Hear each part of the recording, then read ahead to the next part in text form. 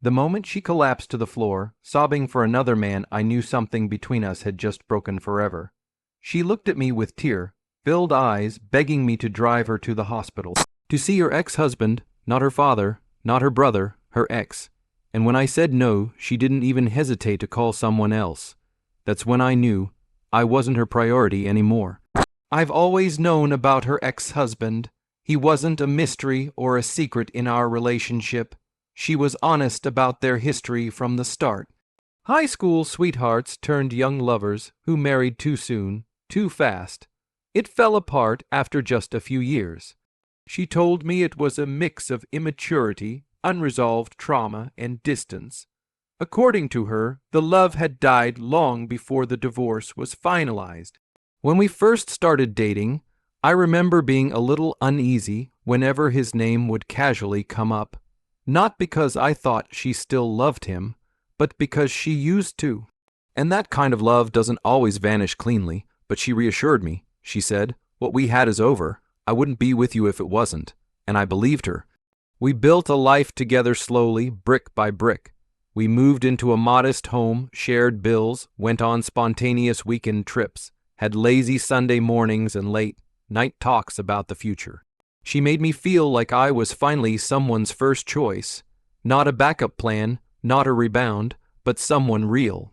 Someone meant to be there. I knew her ex still lived in the same city.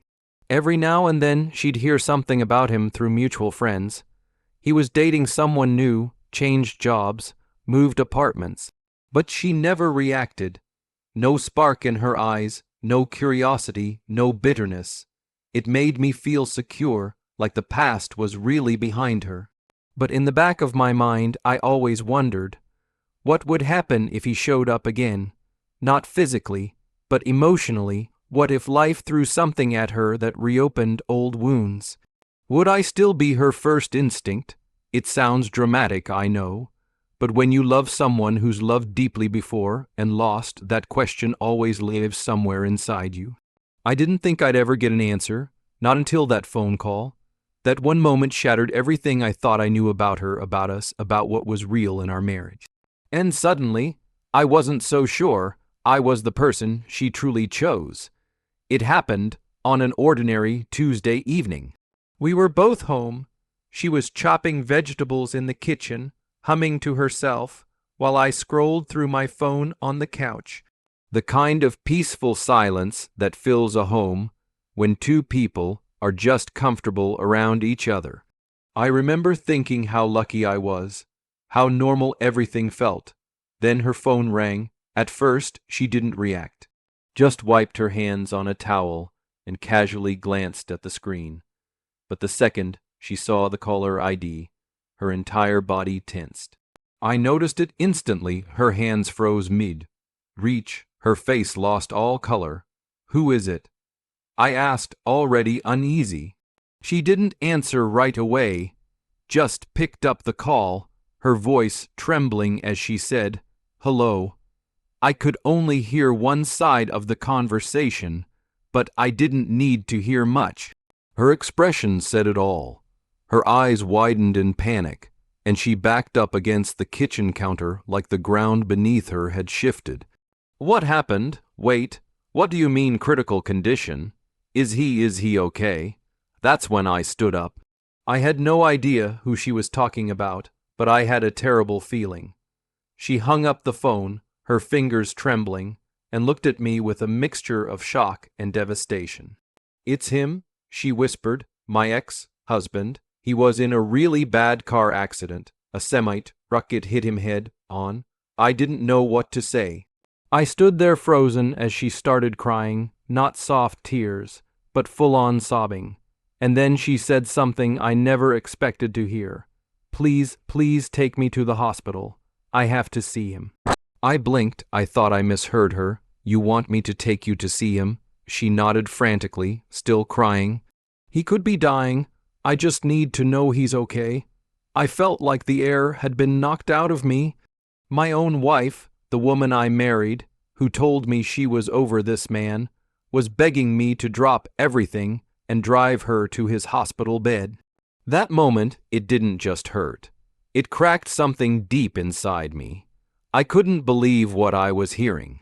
My wife, standing there in front of me, pleading for me to take her to see a man she once loved, who she swore was part of a closed chapter in her life. And not just any man, her ex-husband. I tried to stay calm, but the questions were already boiling up inside me. "Why do you need to be there?" I asked, searching her eyes for some kind of rational answer. "What are you hoping to do? Hold his hand? Say goodbye?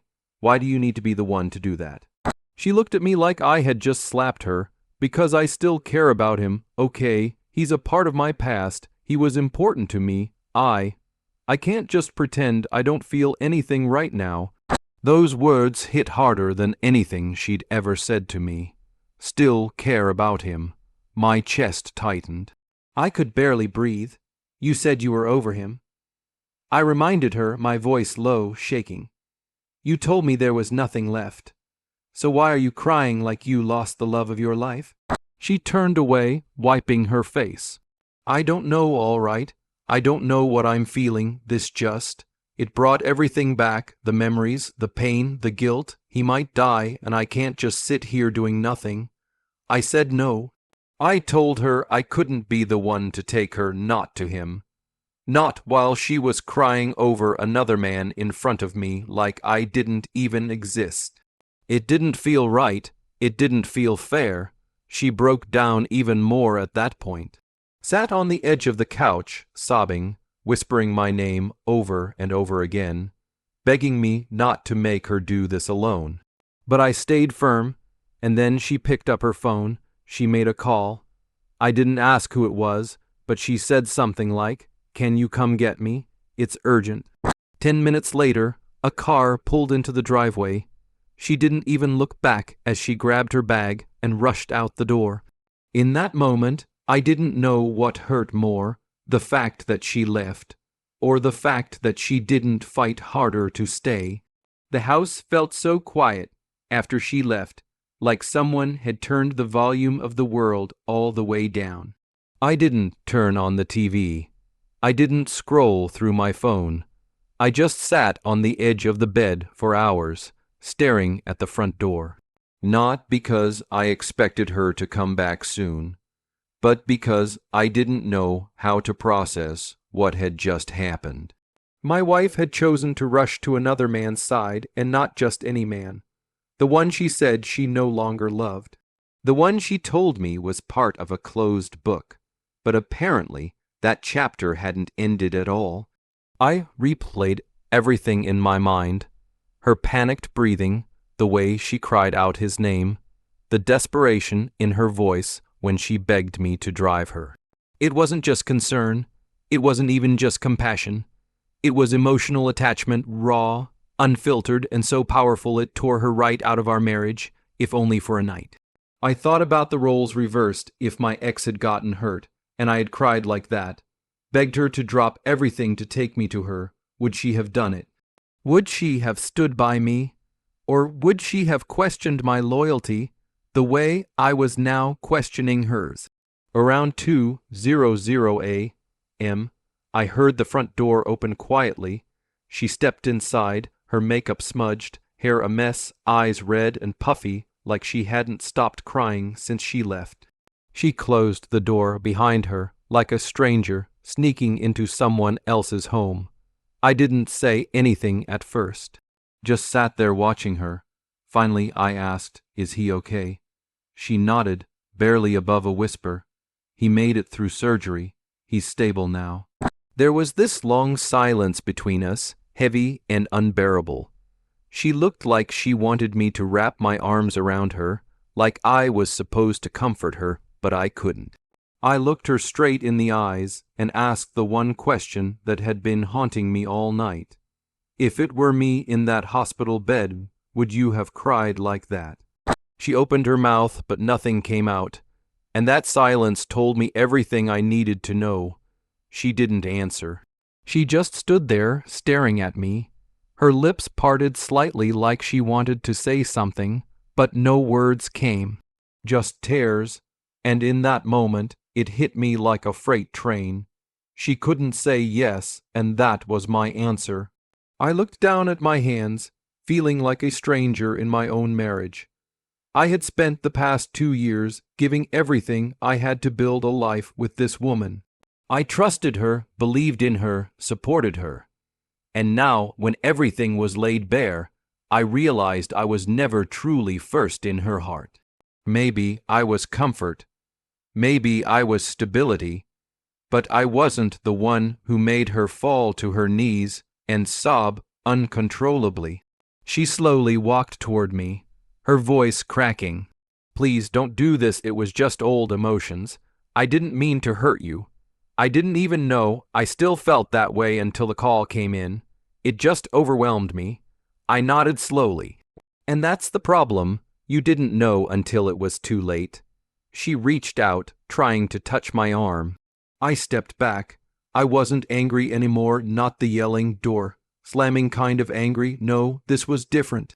It was a quiet, hollow ache. The kind that seeps into your bones when you realize something is permanently broken. I walked into the bedroom and pulled out my overnight bag. I wasn't thinking about where I'd go or how long I'd be gone. I just knew I couldn't stay, not tonight, maybe not ever. She followed me to the doorway, her voice trembling. "Are you leaving me?" I didn't answer right away. I zipped up the bag slowly, deliberately, and turned to face her. "I don't know what's going to happen next," I told her honestly. "But I can't stay here pretending like nothing happened. I can't sleep beside you knowing your heart still makes room for someone else." She was crying again, harder now, whispering, "I'm sorry, I'm so sorry." I gave her a small nod, one last look, and walked out the door. Not because I stopped loving her, but because, for once, I had to choose myself. It's been 3 weeks since I walked out that night. I didn't go far, just checked into a small hotel a few miles away. Not because I thought it would be temporary, but because I needed to sit with everything. Feel it all without distractions, the anger, the sadness, the betrayal, the clarity. She's called me. Texted, even showed up at the hotel once, begging me to come home to talk, to fix what she still believes can be repaired. She says she still loves me, that what happened that night was just a mistake, that grief and panic made her act on instinct, not feeling. But it wasn't just a reaction, it was a revelation. In the most critical moment when life threw something truly heavy at us, her heart didn't run toward me. It ran backward, toward the man she said was out of her life. And that's the part I can't unsee, can't unfeel. I'm not angry at her anymore. Not really. I think she was as surprised by her emotions as I was. But that's what makes this so hard. Sometimes the things that end relationships aren't loud betrayals or explosive fights. Sometimes they're quiet truths, ones you didn't want to admit, even to yourself. She says she chose me, and maybe she did. But that night, when her heart was pulled in 2 directions, she didn't choose us. And maybe that's all I needed to see. There's something deeply painful about realizing you were the safe choice.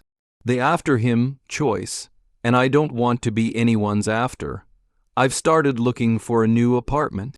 Something small, just mine. I haven't filed for divorce yet. Maybe part of me still wants to hold on to what we had, or maybe I'm just afraid of truly closing that door. But every night I lie awake, I replay that moment. Her begging me to take her to him, not to a family member. Not to a dying friend, but to her ex-husband. And I know, deep down, that was the moment our marriage ended, even if the paperwork hasn't caught up yet.